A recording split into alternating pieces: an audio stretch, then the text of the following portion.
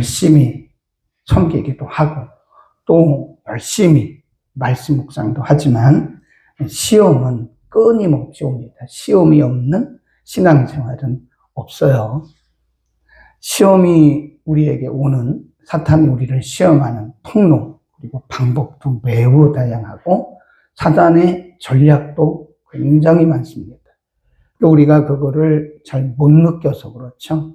영적 감각이 점점 둔해지면 우리가 지금 시험 받고 있으면서도 그것이 시험인 줄조차 모르고 그냥 넘어가는 경우도 많다는 거죠.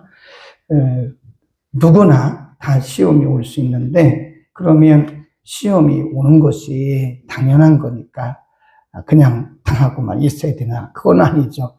시험을 반드시 극복해 나가야 된다. 오늘은 시험을 어떻게 이겨나는가? 그 내용 정리. 항상 빠져나갈 길은 있다. 여기다가 빠져나갈 길, 거기다가 피할 길. 성경적으로 넣읍시다. 번역을 조금 이상하게 했어요. 항상 피할 길은 있습니다. 하나님께서 준비하셨다. 거기 보면 고린도전서 10장 13절의 말씀을 써놨어요. 하나님은 우리가 감당하지 못할 시험당함을 허락하지 않으신다고 약속하셨으며 시험당할 즈음에 피할 길을 주신다고 했습니다. 피할 길이 예비되어 있다. 시험은 두 가지라고 그랬잖아요. 하나님께서 우리의 신앙을 성장, 성숙하게 주시는 하나님으로부터 오는 훈련, 연단이라고 그러죠. 또 한 가지 어제부터 우리가 공부하는 이 시험은 템테이션, 그래서 미혹, 그 출처가 사탄이에요. 사탄이 우리를 무너뜨리고 우리를 넘어지게 하기 위해서 오는 시험이다. 이런 시험이든 저런 시험이든 하나님께로부터 온 시험이든 또 마귀가 우리를 무너뜨리기 위해서 넘어지게 하기 위해서 오는 시험이든 하나님은 어떤 시험이든 간에 우리가 감당할 수 있을 것만큼만 허락하시고 또 감당할 수 없을 때는 피할 길을 내신다. 하나님께서 시험을 내시는 시험 주관자예요. 그렇죠. 우리가 학교에서 학생들을 가르치다 보면 이 시험 문제를 내요. 근데 답이 없는 시험 문제는 없습니다. 실수로, 때로는 실수해서 답이 없는 시험 문제가 있는 건 실수고 하나님은 실수하신 분이 아니잖아요.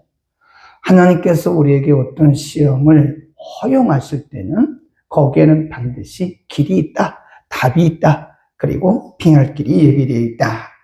네 가지인데 우리는 5가지를 보겠습니다. 첫째, 시험 당할 때 우리가 사탄의 시험을 받을 때 관심을 다른 데로 돌리십시오. 성경은 시험에 맞서라 하지 않고 마귀를 대적하라고 말하고 있습니다. 시험은 우리의 관심을 끄는 것에서부터 시작을 합니다.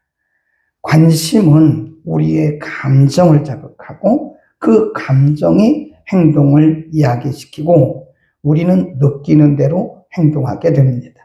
유혹을 이기는 첫 단계는 생각과 싸우는 것이 아니라 생각의 채널을 바꾸는 것입니다. 다른 생각을 한다, 그 말이죠. 그러니까 사단의 전략 중에 하나가 뭐냐면 어떤 생각에 집착하는 거예요. 집착. 사단의 전략 중에 하나가요, 집착입니다. 예를 들어서 우리가 어떤 사람들에게 좀 기분이 안 좋은 소리를 들을 수 있잖아요. 그렇죠. 사람이 살다 보면 그 상대방은 그런 의도로 말한 게 아닌데 우리가 오해를 한 경우가 많아요. 그러면 그 생각을 우리가 집착을 하는 거예요. 그 생각에. 그러면 그 틈을 타고 사탄이 깊이 들어와요. 그건 100% 사탄의 역사입니다. 생각은 어느 정도까지 우리에게 의지지만 그 생각으로부터 벗어나지 않으면 사단이 우리의 생각을 비비 꽈요. 또아리를 틀어가지고 나중에는 우리 안에 큰 상처가 돼요. 이 대부분 우리가 상담을 해본다든지 심리를 분석해보면 별거 아니에요. 별거 아닌데 그 생각에 집중하는 거예요. 아빠가 나한테 저럴 수가 있어? 엄마가 나한테 저럴 수가 있어? 형이 나한테 저럴 수가 있어? 이러면서 말이죠. 어떤 생각이 왔을 때 채널을 빨리 바꾸라는 거죠. 그 생각에 집중하게 되면 반드시 거기에 강력한 사단이 또아리를 틀고 오는 것이다. 채널을 바꿔라. 그런 얘기고요. 정말로 형제들아 무엇이든지 참되며 무엇이든지 경건하며 쭉 내려가고요. 이 책의 저자는 시험이 전화를 걸어오면 그와 논쟁하지 말고 수화기를 내려놓으라고 말합니다. 그렇죠. 우리가 이제 서로 말다툼하는 거를 영어로 quarrel이란 말은 서로 네가 울었냐 내가 울었냐 막 말다툼하는 것을 quarrel한다. 근데 우리는 이 말다툼을 많이 해요. 근데 내가 내려놓으면 싸울 일이 없습니다. 싸울 일이 없어요. 그래, 당신이 맞습니다 하고 끝나면 되는데 자꾸 내가 옳다고 생각하니까 자꾸 싸우는 거거든요. 아무런 유익이 없어요. 우리 신앙생활에. 네. 그냥 내 생각이 틀렸네요. 내 생각이 짧았네요. 그걸 딱 내려놓으면 되거든요.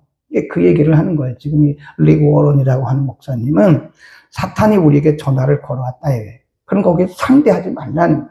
수화기를 내려놓고 끊어라. 그런 거예요.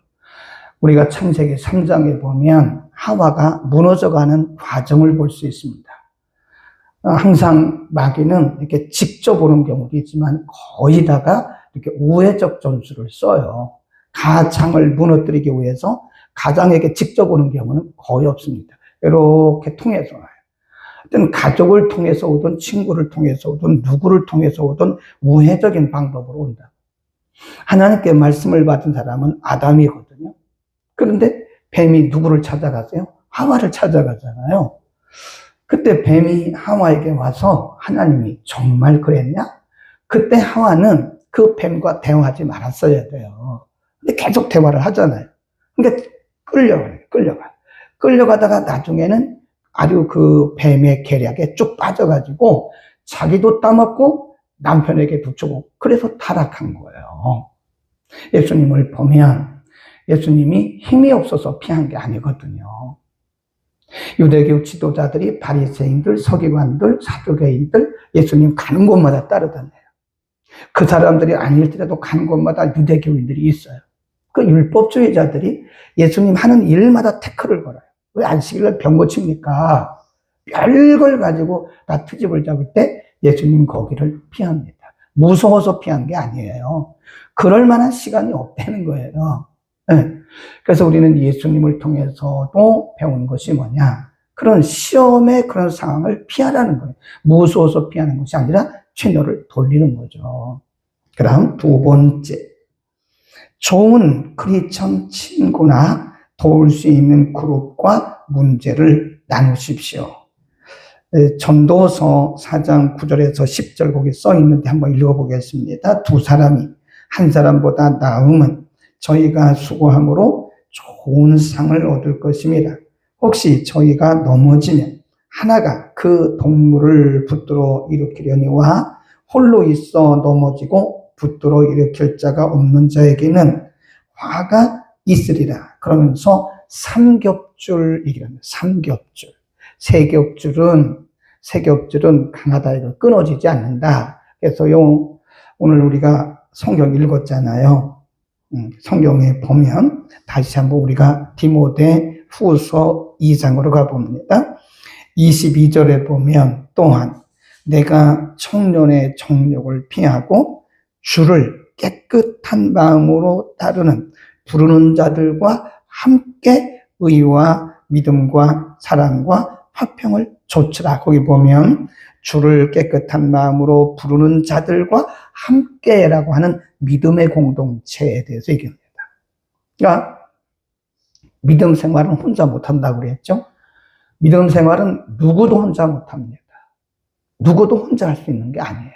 물론 우리의 신앙생활이라는 것은 하나님과 1대1의 관계인데 우리가 하나님과 1대1의 관계만 할 수 있는 사람은 세상에 존재하지가 않습니다. 아무리 영적이고 아무리 신령한 사람도 혼자는 못해요. 넘어집니다.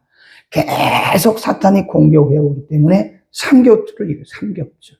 부부가 함께 할 수도 있고, 거기 보면 선한 마음으로 주를 따르는 자들과 함께 그랬다고요. 네.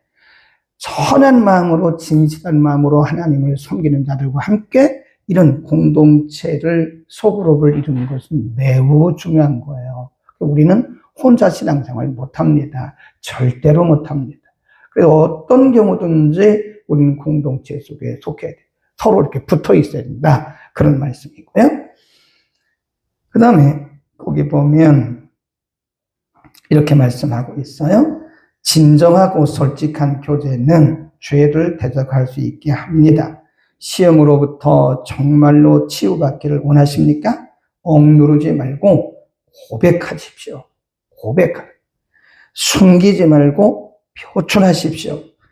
감정을 표출하는 것이 치유의 시작입니다. 네.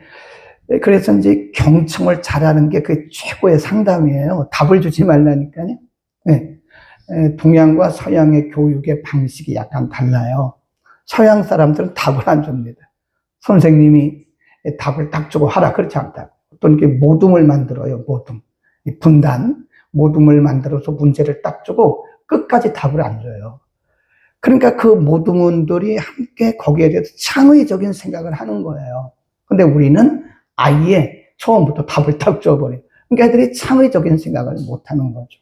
네. 답을 주는 것은 아이들을 창의적이지 못하게 하는 방법이다. 그래서 우리가 어떤 문제를 만났을 때 이렇게 어떤 모둠을 이루어서 우리가 솔직하게 우리를 드러내는 게 좋습니다. 근데 예를 들어서 이런 공동체 안에서 자기를 가리워요. 자기를 감추고 자기를 표출하지 않아요. 그건 솔직하지 않은 거예요. 내가 아프면 아프다고 말을 해야 돼요. 잘 들어줘야 돼요. 들어줘야 됩니다. 그러니까 상담을 할 때도 답을 주는 것은 현대 상담이 아니라고 그랬잖아요. 그냥 진짜 상담을 잘하는 분들은 들어줍니다. 그리고 반응을 해주라고 우리 공부했잖아요. 아이고, 어머, 그랬어요? 얼마나 힘드셨어요? 그리고 때로는 진실한 마음으로 눈물도 흘리는 게 좋아요. 우리가 진짜 그 사람과 감정이 서로 통한다면 눈물 나죠. 얼마나 힘들으셨대요? 아유, 그렇게 힘드셔. 난 몰랐어요. 미안해요. 죄송해요. 그렇게 힘드셔. 내가 몰랐네요. 그러면서, 그럼 이분은 제가 볼 때 가지고 온 문제가 100%라가군요. 80%, 90%는 거기서 바로 치유가 되는 거예요. 그러니까 잘 들어주는 게 굉장히 중요합니다. 들어주는 거예요. 네. 이제 우리가 이제 대화하는 법을 잘 모른다고 그랬잖아요. 이제 아이들이 학교 갔다 와가지고 학교에서 있었던 일을 하고 싸운 얘기를 한다. 야, 인마, 네가 잘못했어. 그러면 안 된다니까요. 편을 들어줘야 돼. 편. 그랬어? 그럼 누구야? 엄마가 쫓아갈까? 누구야? 그리고 나중에 이제 대화 다 끝나고 나서 10분이나 20분 지나고 나서 야, 그런데 내가 생각해보면 너도 잘못한 게 있네? 이렇게 말을 해야 된다는 거죠. 근데 우리 처음부터 결론을 딱 내려가지고 네가 잘못했잖아. 이러면 그 아이는 더 이상 엄마한테 마음을 열지를 않아요. 그러니까 우리가 이 모둠 안에서, 이 소그룹 안에서, 공동체에서 진솔해야 돼요. 그리고 상대방이 진솔하게 자기를 드러낼 만큼 나도 진솔해야 됩니다. 네. 상대방은 진솔하게 자기를 다 이렇게 오픈했는데 자기는 오픈을 하지 않아요. 그러면 이것은 건강한 모둠이 될 수가 없고 치유가 일어날 수 없는 것이다. 그러니까 우리가 이런 공동체가 있다고 하는 것이 매우 중요한 겁니다. 그 다음 하나 읽고 가겠습니다. 거기다 써놓으세요. 맨 아래다가 치유의 시작이다. 그 옆에다가 야고보서 5장 13절부터 15절이라고 씁니다. 야고보서 5장 13절부터 16절까지 읽을까요? 376명 야고보서 5장 13, 14, 15, 16까지 함께 읽습니다. 시작. 너희 중에 고난은 당한 자가 있느냐? 저는 기도할 것이요. 즐거워하는 자가 있느냐? 저는 찬송할지니라. 너희 중에 병든 자가 있느냐? 저는 교회의 장로들을 청할 것이요. 그들은 주의 이름으로 기름을 바르며 위하여 기도할지니라. 믿음의 기도는 병든 자를 구원하리니 주께서 저를 일으키시리라. 혹시 저 죄를 범하였을지라도 힘을 얻으리라. 이러므로 너희 죄를 서로 고하며 병낫기를 위하여 서로 기도하라. 의인의 간구는 역사하는 힘이 많으니라. 거기 있잖아요. 너희 중에 죄를 서로 고하며 병낫기를 위해서 서로 기도하라 그러잖아요. 서로. 그래서 의인의 간구는 역사하는 힘이 크다. 그런 말씀했습니다. 그래서 우리가 이 세상을 살아가면서 외롭게 신앙생활 하지 말라는 거죠. 공동체라는 것은 나의 어려움을 그렇게 말할 때 그런 도움이 가는 거예요. 어려우면서도 아프면서도 어렵다는 말을 하지 않고 아프면서도 아프다는 말을 하지 않으면 그건 진정한 치유가 이루어질 수가 없는 것이고 그 시험을 이겨나기 어려워. 여러분이 시험 받으셨습니까? 사단의 공격을 받고 있습니까? 오픈하세요.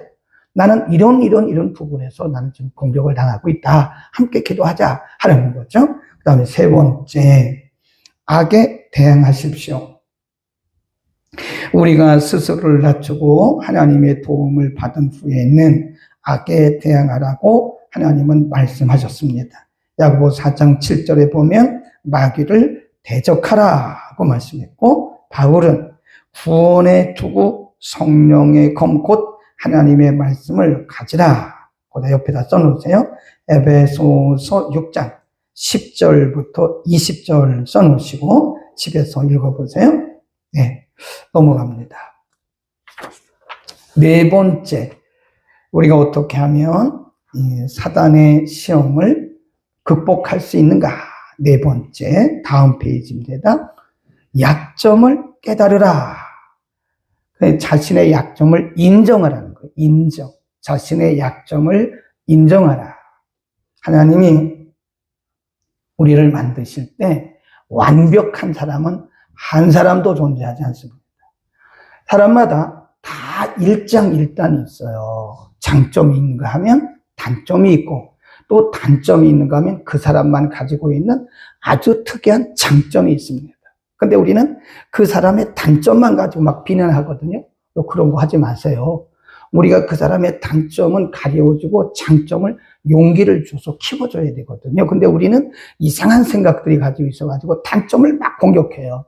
그러면 안 돼. 그럼 그건 거룩한 공동체가 될 수가 없어요. 누구나 다 장점과 단점이 있습니다. 아무리 부족한 사람도요, 그 사람만이 할 수 있는 아주 특이한 장점이 있습니다. 네. 그 장점과 단점인데 우리에게도 마찬가지로 우리 자신의 약점이 무언가 단점이 무언가를 알고 인정을 해야 돼요. 맞아, 나는 그게 단점이야, 나는 그게 약해. 이렇게 자기 약점을 인정을 하는 겁니다. 내가 다 잘할 수 있는 것처럼 그러면 안 돼요.